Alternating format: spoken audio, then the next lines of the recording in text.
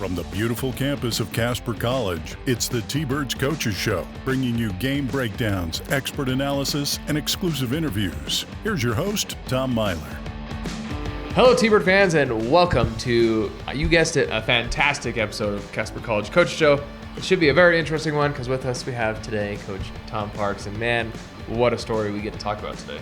Yeah, I feel like we just did the coaches show for like the last 45 minutes. I mean, we kind of did, but now it's official. Now we're on camera. Red lights on. Giving the fans what they want.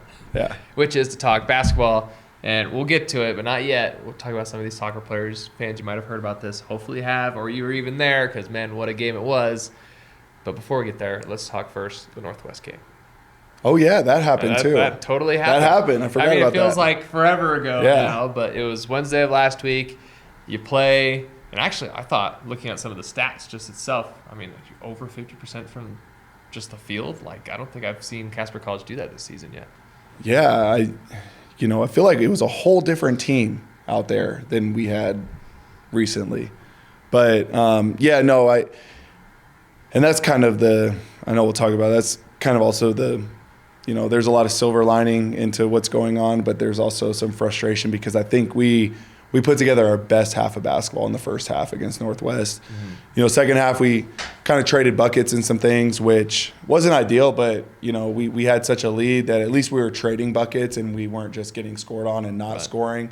And so I think that's a great film. We've watched it as a team, both halves, just to get and see, the drastic differences between the first half and the second half. But the first half I think we had 20 made field goals on 12 assists, which is really good. I thought we moved the ball really well.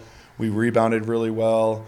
Our defense was incredible. They were, I think, below 30% from the field in the first half.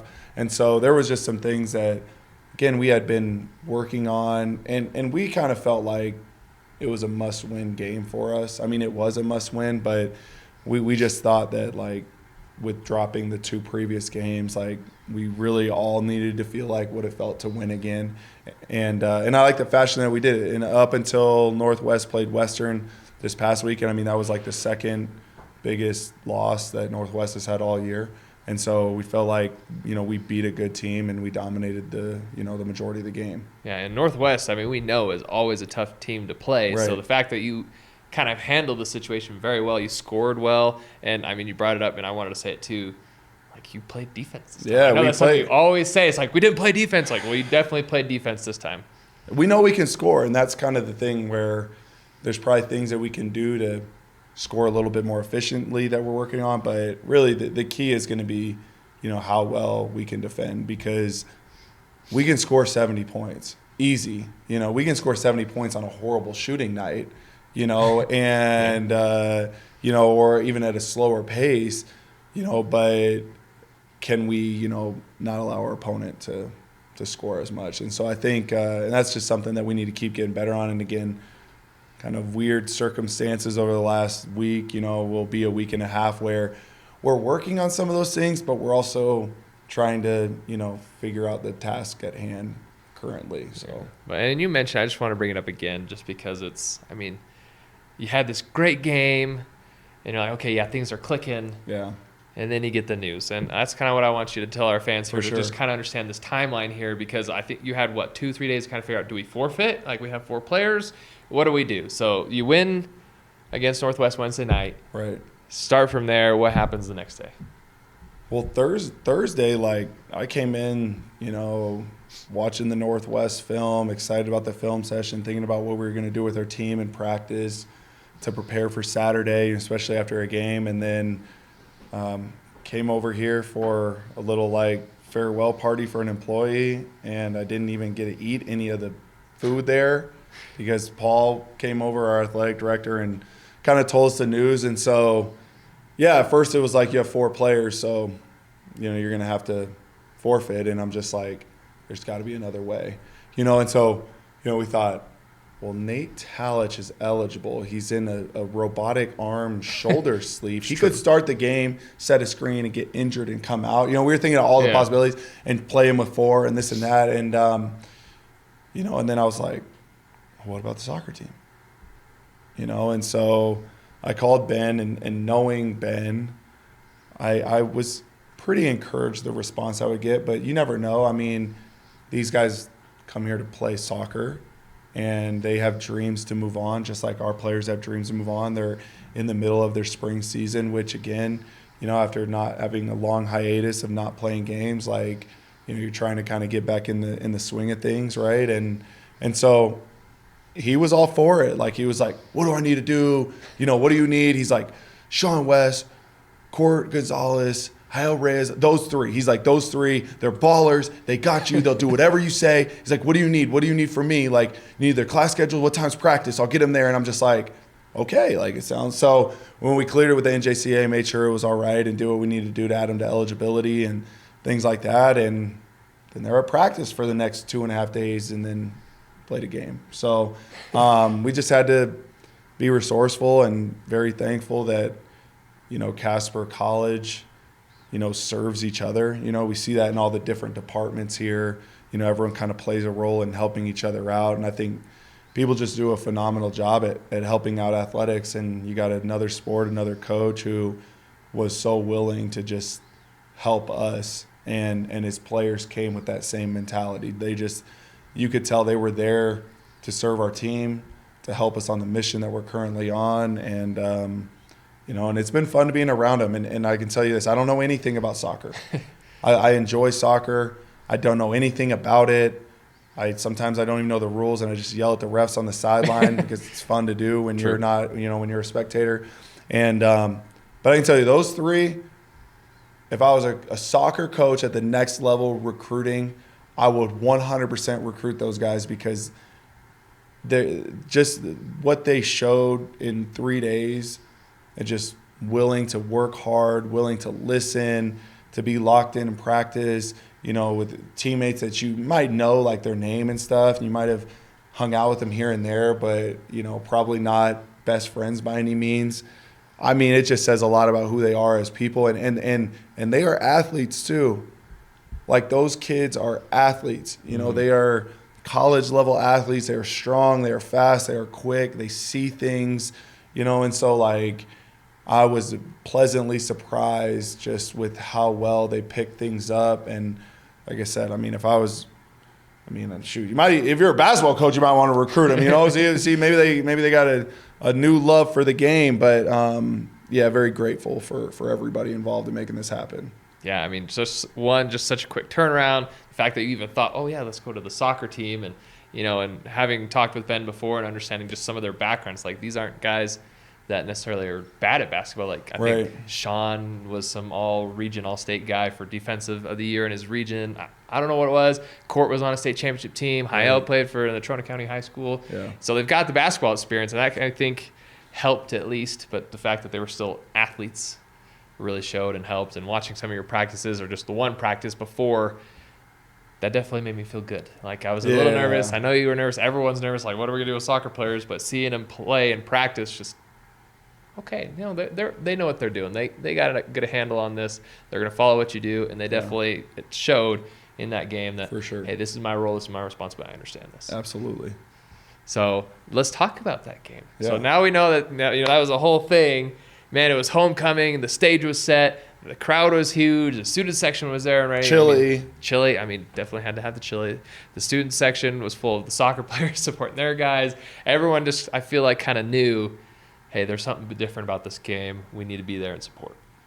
Yeah, it was I would say going into it, fairly stressful game, and just a little uneasy because I think you prepare yourself as a coach for a lot of different situations. I don't know that anyone's ever prepared me for this situation. And, you get to the point where you're just like, we've done everything that we're able to do. Like, we just got to go play this game and make the adjustments that we can make and see what happens. But, I thought everybody, the 5 guys that were on the floor at any given time, did exactly what they needed to do to win the game. And we knew we had to limit mistakes, which is hard because I'm a coach that thinks our game is a game of mistakes, but I will say I think that, the team, especially in a lower possession game, which we played, a lot slower paced basketball than we normally do. We just knew like how much more important it was to make sure that we have clean possessions on both ends of the floor. And we did a phenomenal job on the defensive end. We played zone, which we haven't that much, but seeing like Hayel and Cord and Sean cover like half of the court, I was like, oh, we could definitely play zone. Literally, I wouldn't even blink, and it would be like a superhero, like the Flash. Like, I swear they move like the Flash or something, where when they move, their whole body gets like blurry and fuzzy because they are moving so fast. I was like, holy cow, like how did that happen, But it's true, and so I felt really comfortable doing that. We felt really comfortable in what they were going to do against the zone. So, like, we prepared for it. Like, we guarded their actions both in man and zone, and we basically, after those like 2 days of practice plus a shooter on, we thought, okay, this is our best bet. And then when it worked out early, we thought, all right, we got to run with this and play them in zone, and that will help just with the fatigue with our guys playing so many minutes. But it was a fun game, man. Lots of great energy, great crowd, and I think that hopefully people will come back, and see a little bit different team on Friday, and then back to the normal team on Saturday. But it was fun, and again, I think it definitely took everybody, basketball players, soccer players, coaching staff, fans, the alumni association, filling up bowls of chili.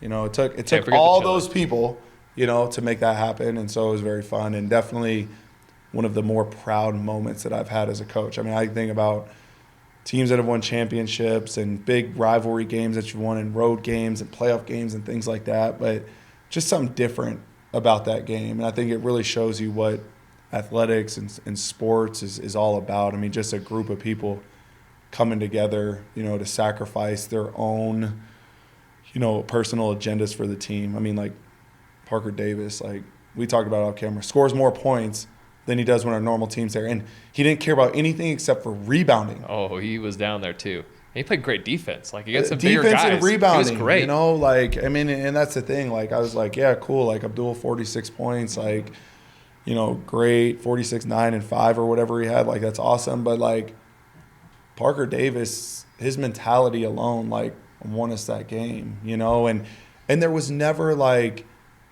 it wasn't, I think a normal kid would have been like, oh, like, I'm going to play for 40 minutes. There's only 4 of us. Like, I'm about to score 20, And, like, he didn't care at all. Like, not one single minute did he show any ounce of care that, like, I've taken 2 shots. I think one of the soccer players shot as many times as he did. Yeah. And it's like, so it just, again, speaks volumes about who Parker Davis is. And I'll tell you this, like, moving forward, like, it's just, I already trusted Parker, but now it's like, it's on a completely different level, And I'm glad you brought up just individual people, because, you could call out each and every one of those players saying you did your role, you performed great. Obviously Abdul's going to be the one. He's the leading scorer, gets 46, almost ties his kind of season high of 47. And just, he had an amazing game, really kind of helped kind of show, hey, soccer players, I'm really going to encourage you. And even Parker, you go back and watch the film a couple times, he's like, hey, no, you go over there, kind of pointing to the soccer players. Even the soccer players, like, Court scored a point. Sean gets 2 points off 2 free throws. He misses a 3 and, kind of gets fouled off of a kind of a floater he tried. But, he had a steal. He had 3 rebounds. Like, these guys are definitely, they're buying into even just what you're saying of, guys, we got to work hard. Like, we can win this game. And you're going into halftime up 33-30. And you even mentioned before, talking off camera, that, well, we can win this game. Like, why don't we try and win it? At first I think everyone was having a good time, and we were scoring, and Abdul was hitting threes, and everyone was smiling. And then at halftime, it's just like, so we can win. So, like, let's go out there and win in the second half, And,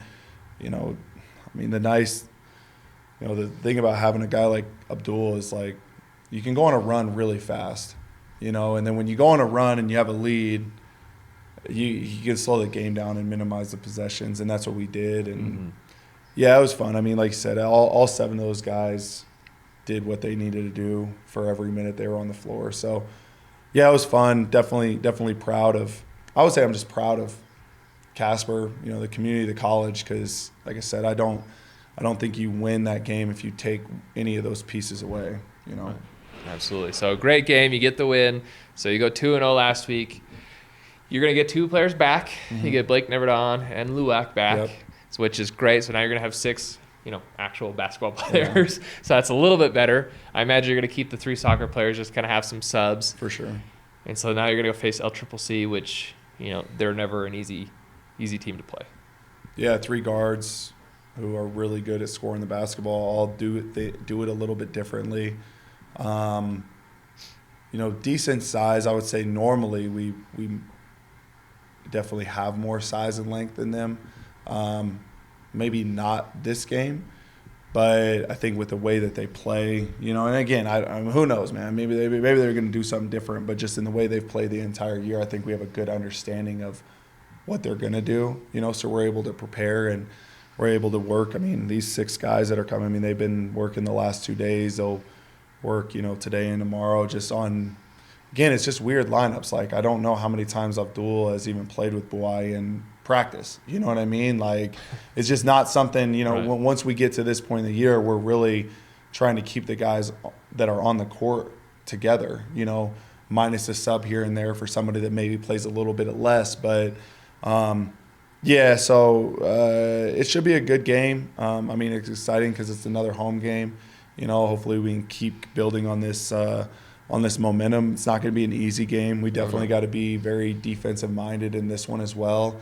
I would, I'm not saying that we'll be our old self, but we'll be able to do just a little bit more because the 6 guys, even just from an offensive standpoint, running sets and things like that, there's just a little bit more, common language and obviously a lot more practice time that they've put into these things. But yeah, I don't know, like, I'm not saying I'm not going to play the soccer players, like if it's a slow game and we can ride with 6 and it's going well, maybe not. But I will tell you this, I'm more than comfortable at putting any of them in. Yeah. You know what I mean? Just based on what I've seen, just in the past week from them.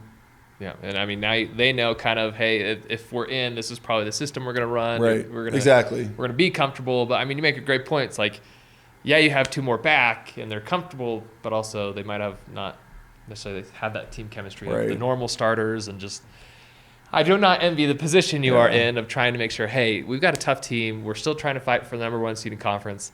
Like, we got to figure something out together. Yeah, no, for sure. It's definitely challenging. Oh, man. Oof. So LCCC, they'll be here Friday night. Make sure you're there because, we definitely enjoyed Saturday. There won't be chili this time. Sorry, guys. But we could just lie to them. Oh, yeah, there will be chili. Chili, pizza. Chili. Ice cream. Popcorn for sure. Ice cream sundae bar. Oh, nice.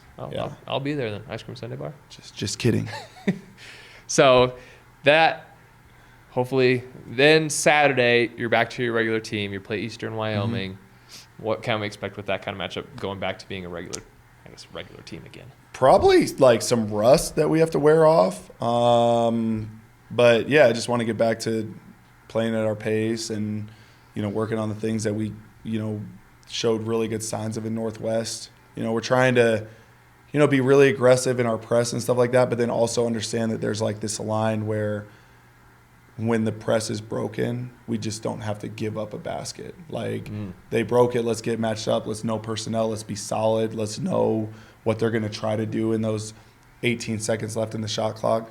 And then offensively, again, like what we saw in the first half of Northwest, just like really move the basketball, try to get some movement early, try to get a bunch of guys to touch it, and if we don't have something sweet, then we give the ball to Abdul and we let him make a play, And so just trying to keep improving those areas, be a special day to honor the sophomores.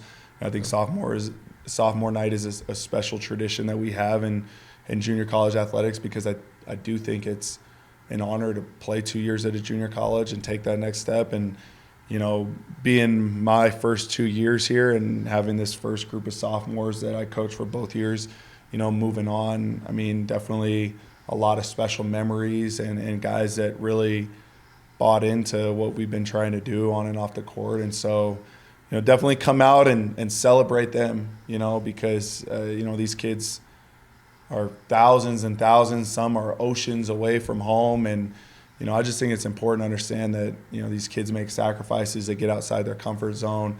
They go to a foreign land of Wyoming, you know, and just figure out life at 18, 19 years old, you know, when they're still maturing. And so going to celebrate them and celebrate, you know, Abdul, who I believe, this is just what's an article, I guess he's the all-time leading scorer at Casper College now. Okay. So that was news to me as of yesterday. So again, just celebrating, you know, these milestones. And I think, you know, like we talked about Coach Canary and talked about all these guys, but people need to come see Abdul because there's not a lot of players like him. I could recruit my butt off for the next 20 years, and it doesn't mean that I'm going to sign another kid like that. I hope so.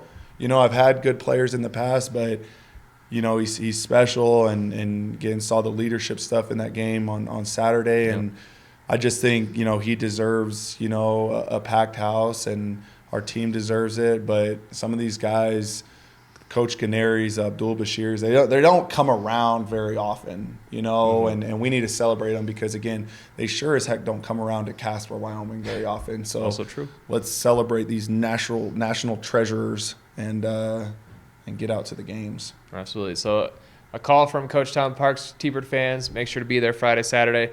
There may or may not be a Sunday bar. Probably not. Don't know.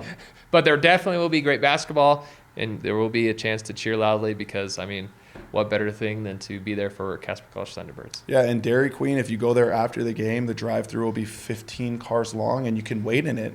Ooh, nice. And get a dilly bar. Dilly bar. Or a Blizzard, or who knows, a dipped cone. Kind of whatever you're into. Whatever right? you're so into. If the Sunday even bar just get a burger. doesn't happen, just take that 3 to 4 minute drive plus a 20-minute wait in the Dairy Queen drive-through, and you'll have your Sunday. Absolutely. So, T-Bird fans, thank you for joining us, and we will see you next time.